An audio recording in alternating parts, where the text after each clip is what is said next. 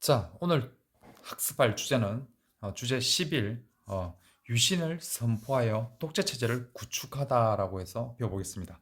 오늘 주제를 공부하면서요, 우리가 봐야 될 게 유신 헌법의 문제점입니다. 대체 유신 헌법이 뭔지라는 것을 우리는 바라봐야 되겠습니다. 중심 주제는 뭐냐면요, 제일 키워드가 유신 독재 체제입니다. 그리고 7.4 남북 공동성명에 초점을 많이 마시고요. 경제 쪽에서는 중화공업, 그리고 북한에서는 사회주의 독재 체제. 그래서 유신 독재 체제와 7.4 남북 공동성명에 초점을 많이 두셔야 되겠습니다. 8대 대통령 선거에서 박정희는 99%의 지지율을 얻게 됩니다. 당선됐는데요. 어떻게 해서 이렇게 99%일까요? 거의 100%죠, 그죠? 그 당시 8대 선거의 모습이 보입니다, 그죠? 72년에 통일주체 국민회의라는 게 이게 중요한 키도가 되겠죠, 그죠? 통일주체 국민회의에서 대의원 선거에서 대통령을 뽑게 되는데요. 그때 대통령 후보로는 박정희 단 한 명이었습니다. 어떻게 이런 선거가 가능했을까요?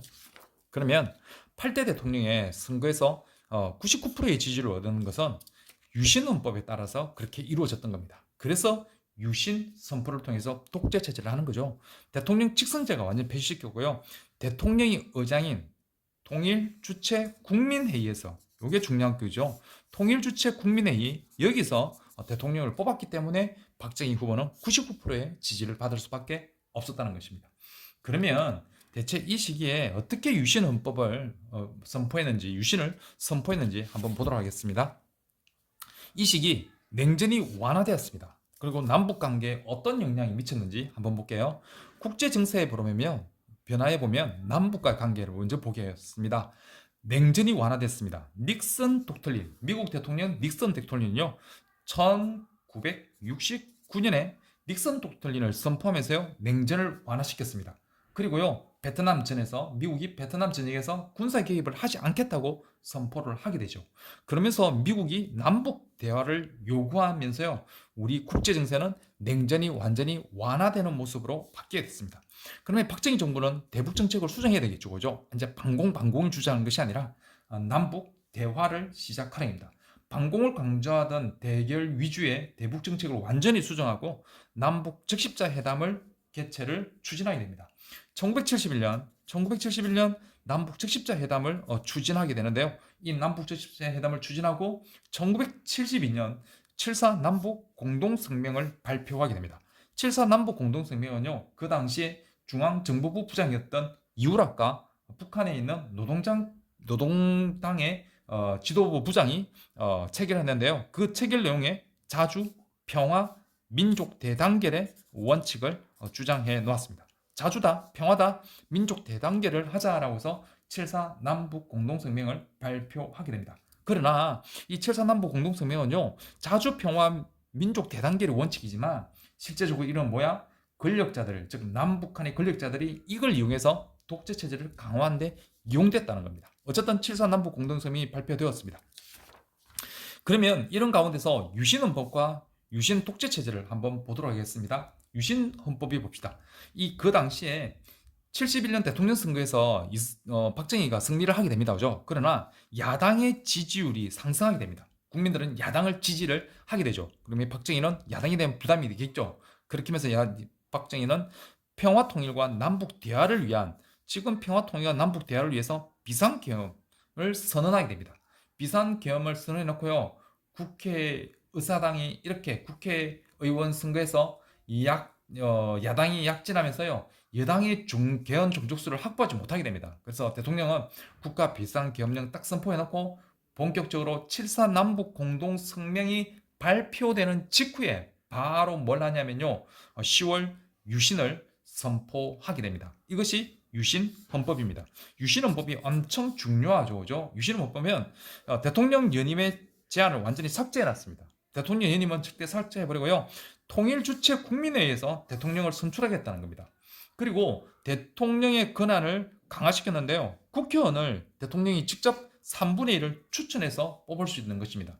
그리고 국회를 해산할 수 있는 권한, 그리고 긴급 조치로 해서 우리 국민들의 기본권을 완전히 박탈하는, 즉 입법, 사법, 행정권을 완전히 장악하여 삼권 분립을 무력화시킨 것이 이게 유신 헌법이라고 보시면 되겠죠. 그죠? 그래서 긴급 조치라는 것을 발동해서 헌법에 대해서 유신 헌법에 대해서 비판하는 거 금지시켜 놓고요. 그리고 공식적인 헌법 개정 가치도 불가능하게 만들게 됩니다. 그죠?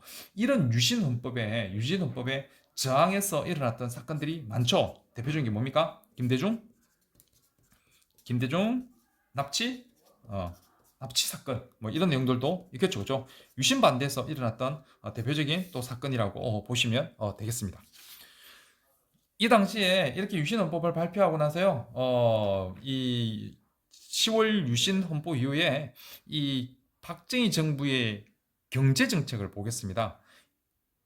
1, 2차 경제개발은요, 경공업 중심이었습니다. 그러나 3, 4차 경제개발 5개년은요, 수출 주도형 중화학공업에 초점을 맞춰야 된 겁니다. 그래서 중화학공업에 모든 것들을 투자하게 됩니다. 그런데 고도로 성장합니다. 그래서 이런 말이 나오죠. 한강의 기적을 이루었다. 그래서 어마어마한 수출 수익을 얻게 되죠. 그런데 문제는 이렇게 하는 가운데서 무슨 일이 벌어지냐면요. 이 석유 파동이 일어나게 됩니다. 그 당시에 국제적인 석유 파동이 일어나면서요. 엄청난 타격을 입게 되죠. 그러다가 보니까 대외 무역의 의존도가 증가하는 가운데 있으니까 석유 파동으로 중화 가동률이 떨어지고요. 경제 성장률은 큰 폭으로 감소하는 경제적 위기를 박정희 정부는 맞게 됩니다. 그죠? 그러면서 정경 유착과 과잉 투자의 문제로서 박정희 정부의 정치 위기까지 이어지는 모습이 보여주고 있는 게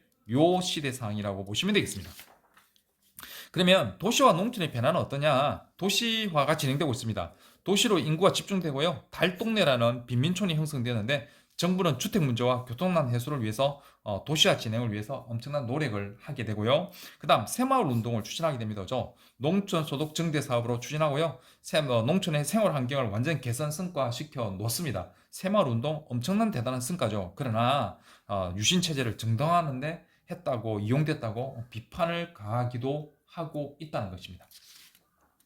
이 당시에 북한의 사회주의 독재체제는 어떻게 구축됐을까요? 북한은요, 외적 요인을 보면요, 중소 분쟁으로 공산권의 분열과 한국의 빠른 경쟁적 성장에 북한의 경제 성장은 일단 수독되게 됩니다. 그리고 나서요, 내적 요인으로서요, 자립 경제와 사회주의 경제 체제에 매몰되면서 세계 경제 변화에 적응하지 못하고 일단 북한의 경제는 어떻게 되고 성장이 완전히 중단되어 있다라고 보시면 됩니다. 그리고요, 7.4남부 공동성명이 발표되는 그 시점, 7.4남부 공동성명이 발표되는 그 당시에 북한은 사회주의 헌법을 발표하게 됩니다. 이 사회주의 헌법을 발표하면서요, 주석직을 신설했고요. 이 주석직에 당연히 김일성이가 주석직에 취임하게 됩니다. 그죠? 그러면서 사회주의 헌법을 발표하고 사회주의 헌법에 의해서 이 사회주의 독재 체제가 강화되는 시점이라고 보시면 되겠습니다. 여기까지입니다.